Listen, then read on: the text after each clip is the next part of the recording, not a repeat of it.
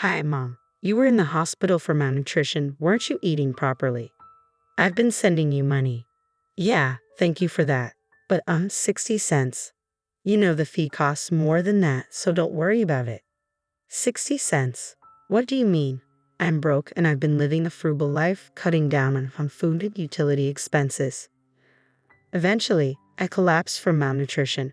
My eldest son, Raymond, has been sending me 60 cents every month. I told him it's not the amount but the thought that counts. I thought I'd been sending you 100 a month. Soon, shocking truths were revealed one after another from Raymond. I am caroling. I am turning 80 this year. I lost my husband 5 years ago, and now I live alone in an old apartment. Since getting married, I have been a full-time housewife, relying on my own pension and my husband's survivor's pension as my only income. Life is not easy, and I have been cutting corners day by day. Of course, I save on food expenses as well as utilities and water bills, and I barely get by living in a cheap apartment. Today, it has been lightly snowing since morning, but I don't turn on the heater to save electricity. I wear a down jacket and layer warm pants in the house to stave off the cold. My fingers are chapped and bleeding from doing chores with cold water. I have frostbite on my left hand, which is swollen and red-black as I rub my stiff fingertips while cleaning up after lunch. My daughter-in-law, Samantha, comes to visit. Hello, mother-in-law. I brought this week's medicine. It's the usual $80. Samantha brings me medicine every week. Raymond also cares for me, but he's busy as a pharmacist at a large hospital, so Samantha looks after me. A few years ago, Samantha accompanied me to the hospital for checkups, but recently she only delivers the medicine. It's cheaper this way, she says. Honestly, the medicine is a big expense for me, who is broke. However, I am told that stopping the medication will cause discomfort, so I have it delivered every week. Samantha used to be a pharmacist at a hospital like Raymond. However, she quit her job after getting married and now works part-time at a local drugstore. I'm always grateful for your help, Samantha. By the way, do you know anything about the box of rice crackers I had stored in the drawer? The one with the kids' scribbles on the lid. It's been missing since last week. I point to the dresser in the back. Last week, I had Samantha tidy up around the dresser, but the box has been missing ever since. Inside the box, I kept my hard-earned savings, a box of rice crackers. I don't know anything about that. Maybe you put it somewhere and forgot about it. Can you not blame me? Samantha, perhaps hurt by the suspicion, took the money for the medicine and left with an unpleasant look on her face. I can't argue with that. After putting away the medicine, I grabbed my cane and went toward the post office. Today is the end of the month. Since my husband passed away 5 years ago, I have had no other income than my pension. My son Raymond, concerned for me, has been sending me money every month. My bank book, spit out from the ATM as usual, had deposit 60 cents written on it. The amount sent was so little that the transfer fees seemed to cost more, but it's the thought that counts. Though it doesn't help much with daily life, I am grateful for it. After leaving the post office, I headed to my regular greengrocer. Since I visited every week, I became quite familiar with the energetic owner Dane, who is in his 60s. When I went to the store just before closing, I could get unsold or bruised vegetables at a discount. I always went to the store in the evening, targeting those discounts. Today, I got bruised turnips and radishes and wilting spinach. I thanked Dane and went home to pickle all the turnips and radishes in my homemade brine. The secret brine pickles I've been making for years as a hobby and to save money are excellent in both flavor and texture. I had a simple but delicious dinner of spinach and pickles. Lately, my health has been deteriorating. I feel dizzy when I stand up and I get short of breath just from moving a little. My nails and fingertips are also in bad shape. Perhaps my body is weak because I haven't been eating well due to cutting food expenses. I've had health issues before, but I never paid much attention, thinking it was due to age. But recently, the pain in my body is unbearable and the dizziness is terrible. I tried calling Samantha to see if she could take me to the hospital. The hospital, just for dizziness. Well, I'm old, so it might be inevitable. But I'm worried. I haven't been to the hospital in years. Could you take me for once? But I'm busy, I don't have time. Raymond is working non-stop too. I'm sorry, but can we do it another time? It's not that urgent. Samantha refused to accompany me to the hospital. Even the nearest hospital is quite far from my home. Being broke, I can afford not only the medical fees but even the transportation costs. Oh, and please don't contact Raymond. He's in a crucial period at work. If anything happens, please contact me. Samantha emphasized that and then hung up the phone. I sighed and took my medicine with cold water. One day, as I was chatting with Dane at my usual greengrocer, I was hit by another severe bout of dizziness. Unable to support myself with a cane, I squatted down on the spot. Dane rushed over. "Are you okay?" and peered into my face. The dizziness didn't subside even when I sat down. "I'm just feeling a bit dizzy. Nothing is wrong. I'm fine." As I said that, I tried to stand up forcefully. Suddenly, the world spun around and I fainted. When I woke up, I found myself in a hospital bed. Dane was sitting beside me, receiving an IV drip. I heard the story from Dane. Apparently, after I collapsed at the greengrocer's, he called an ambulance for me. I had slept all night since being brought to the hospital, and it was already bright outside. The doctor explained that I had anemia due to severe malnutrition. Unbeknownst to me, my bones had become hollow, and my body was in a more serious condition than I thought. I was worried about the treatment costs and wanted to leave early, but the doctor told me I had to be hospitalized for a week. "Caroline, I always tell you to eat properly. I was shocked when you suddenly collapsed. Dane had always been concerned about my health. Sorry for making you worry, but I don't have any money." "Didn't you have an eldest son? He's a doctor or something, right? He must be earning a good salary working at a hospital, so he could at least send you some money." "He's a pharmacist. I've been receiving support from him." I smile awkwardly and close my mouth. "I receive a monthly allowance from Raymond, but it's too small to help with my living expenses. With the weekly medicine fee I pay to Samantha, even my pension has been significantly reduced. Dane says I should get more money, but I'm hesitant to accept money earned by others, even if they're family. However, what worries me now is the hospitalization cost. With my barely getting by lifestyle, I can't imagine affording such high medical bills. Also, I'm concerned about my precious rice brine pickles. If I don't stir them every 3 days, they'll go bad." After thanking Dane for returning to the store, I searched for my cell phone to contact Samantha. Looking at the screen, I saw that the battery had died. I don't remember Samantha's number, but I memorized Raymond's because it's similar to my home number. Samantha told me not to contact Raymond, but with things like this, I can't avoid it. I borrowed the hospital phone to call Raymond. "Hello?" "Oh, thank goodness. It's been a while since we connected, Raymond. It's your mother. Sorry to call you during work." Samantha had forbidden it, but I called Raymond from time to time. I just wanted to hear his cheerful voice, but for some reason, he never answered my calls. Was he too busy with work to answer the phone? Anyway, I was relieved that the phone connected during this crucial time. I thought, who could this be? "It's been a while since you called, Mom. Where are you calling from?" I was reluctant to worry my eldest son, but I admitted I was in the hospital. I briefly explained to the surprised Raymond how I had collapsed and been hospitalized. "What? Malnutrition, Mom? Haven't you been eating properly? I've been sending you money for that reason." "Yes, I'm really grateful for that. Your support means a lot to me, but 60 cents might cost more in fees, so don't worry too much." "60 cents fees? What do you mean?" With a puzzled tone, I told Raymond how I received 60 cents from him every month and that I appreciated the gesture more than the amount. "I thought I was sending more money to Mom," Raymond finally speaks, as if squeezing out the words. "Wait, I'm curious about that too. But you mentioned malnutrition, right? Mom should have been going to the hospital every month, and she should be getting her medicine. Hasn't the doctor said anything until now?" "Yeah, I'm getting the medicine. Samantha delivers it to the house every week. I haven't been to the hospital in years. Lately, I've been having bad dizziness and palpitations, and I wanted to go to the hospital if possible. But Samantha said I'm busy, so maybe next time. Just the medicine every week."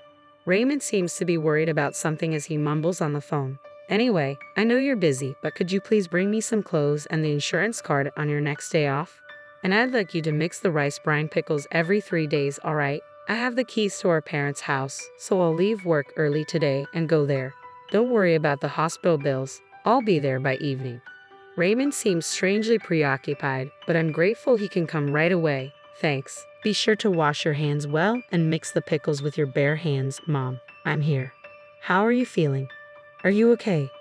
After the call, Raymond shows up in the afternoon. It seemed he left work early.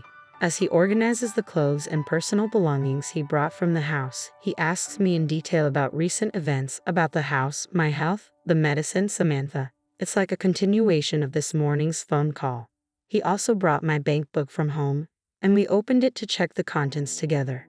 From the date 5 years ago, there's a series of deposit 60-cent entries. Raymond glares at them with a fierce expression. Since this morning's call, Raymond's behavior has been strange. Did something happen at work? I thought he must have been very busy, as I had tried calling him 2 or 3 times a month, but never got through, and he never returned my calls. I feel bad for making him leave work early today. I casually apologize for it, and Raymond is taken aback and asks rapid-fire questions. He quickly takes out his smartphone and starts operating it intently as soon as he hears my story. What's been going on with him? Raymond gazes at the screen for a while, then operates his smartphone again to send a message to Samantha. He then grabs his backpack and says, "I'll be back shortly." He leaves the room, leaving behind a strange sense of unease, but I lie down in bed anyway. That evening, Raymond returns to the room. He puts down his backpack and asks how I'm feeling. After receiving an IV and sleeping in a warm bed for the first time in a while, I feel much better. While snacking on fruit and chatting, Samantha comes into the room. "Oh, mother-in-law, how are you feeling?"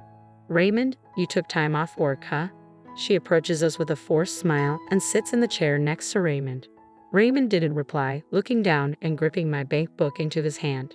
Before I could say anything, Raymond spoke up with a voice lower than usual. "Samantha, Mom's malnourished. Do you know why?" Samantha stayed silent.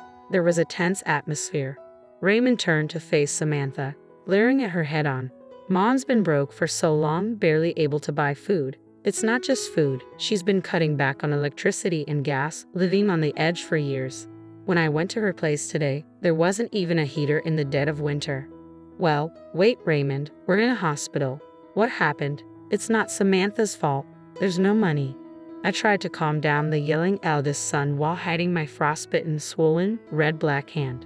Ignoring me, Raymond continued with an angry tone. "I asked you to send $1,100 to Mom every month, right? But she's only received 60 cents for the last 5 years, Samantha. What's going on?" Saying that, Raymond thrust my bank book at Samantha. On every page, there was the number 60 cents. I couldn't believe my ears. I don't remember ever receiving $1,100. The money from Raymond was always 60 cents. Samantha, cornered by the furious Raymond, looked away from the bank book and fell silent. "That's not all. I give you $150 every week for Mom's medical expenses and medication, right? You said you were using the leftover money to buy her necessities and groceries, but they were only withered vegetables in her room.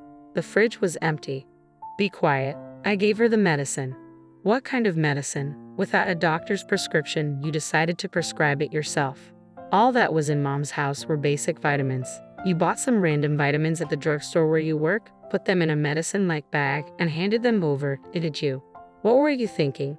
Raymond's tone was stern. "I had no choice. I needed the money," Samantha yelled back to the furious Raymond. Even though this was a private room, we were still in a hospital. As I was shocked by the contents of the eldest son and his wife's conversation, I felt anxious. "You needed money, so you stole Mom's precious savings from her dresser too." With that, Raymond pulled a crushed box out of his backpack. On the lid was a drawing of my husband and me, drawn by Raymond when he was a child. It was the box of rice crackers I had been searching for the last week. I too was so shocked that I gasped. "What? No way." I didn't want to believe it either, but I found it while searching through our trash after you said it disappeared a week ago. "He really did it, didn't you?" Faced with undeniable proof, Samantha turned pale and lost her words. "So what did you do with the $250,000 that was in this box, huh? And the $1,100 you were supposed to send to Mom every month? The hospital fees and the medicine fees, where did it all go?" Raymond demanded. "Stop nagging, there's no money left." Samantha, who had been trembling as she stared at the box, eventually stood up, knocking over her chair, and yelled back defiantly, "It's all your fault anyway. You always ignored me and focused on your mother. Ben is way better than your husband." "Huh. Ben? He's the coolest host at the club around here. I've been supporting him, and soon he'll be #1. He said he's saving all the money I've given him for our life together." Samantha excitedly continued talking. Both Raymond and I stared at her blankly. I didn't quite understand, but it seemed she had fallen for a man and was providing him with money. Apparently, she needed a lot of money for that. All right, Samantha, I get it. Let's get a divorce right here for the sake of your life with this bang guy. Raymond quietly said this and took out the divorce papers and his seal from his backpack, placing them on the side table. I never want to see your face again. Sign the divorce papers here, pack your things tonight, and leave the house. I'll stay at the hospital tonight. Raymond's voice was firm, leaving no room for negotiation. What? Don't be so selfish. You can't just suddenly. Samantha, do you even realize what you've done? Faking medicine, stealing money. If you don't want a divorce, we can go straight to the police instead. Samantha, who had been so confident, flinched under Raymond's intimidating gaze and eventually started making tearful excuses. I had no choice. My part-time job wasn't enough. I took a little from the money you sent and the medicine fees, but I know it was wrong. Besides, neither you nor your mother noticed for years, right? You both share some responsibility. Enough. I don't know when you did it, but you went through my phone and blocked Mom's number. You even told her not to contact me, didn't you? You deliberately kept us apart and exploited her without getting caught. Raymond's anger was palpable as he slammed the divorce papers on a table with his fist. Samantha flinched. Anyway, Samantha, this is goodbye. I'll make sure you pay back every penny you've taken from us. Remember that. If you don't, we're going to the police. Raymond's voice was resolute. Finally realizing the gravity of her actions, Samantha couldn't say anything and signed the divorce papers with tears in her eyes. Samantha left the house that night, as Raymond had told her to, almost like she was running away. In exchange for not reporting her to the police, Raymond made sure to demand repayment of the money she'd taken. The amount she'd taken for the last 5 years since my husband's death, including the money for living expenses and medicine. In total, it amounted to over $900,000. I was shocked. Samantha later lost contact with the host she had given so much money to and went berserk in the club, getting herself banned. Bad rumors seemed to spread from nowhere, and before she knew it, they reached her part-time job, resulting in her being fired.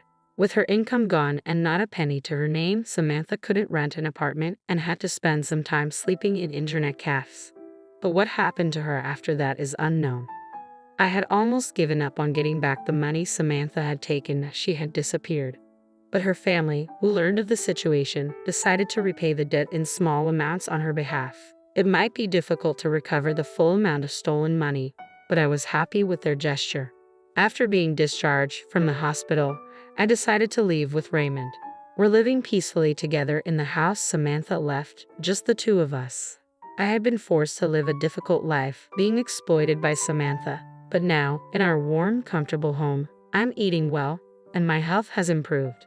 Dane, the greengrocer who has always been worried about me, finally felt relieved. I still continue to make my specialty pickles. I used to do it just as a hobby and for saving money, but now, with Raymond's help, we're sharing information on how to make good pickles and delicious pickle recipes. In a few years, my pickle channel became hugely popular, possibly because an 80-year-old content creator was a novelty. And now, it brings in an amazing income. I had always thought that making money was impossible for me as I had never worked as a full-time employee. But even I can be useful to others. More than earning money, I've come to know the happiness of bringing joy to others and now live a fulfilling life every day.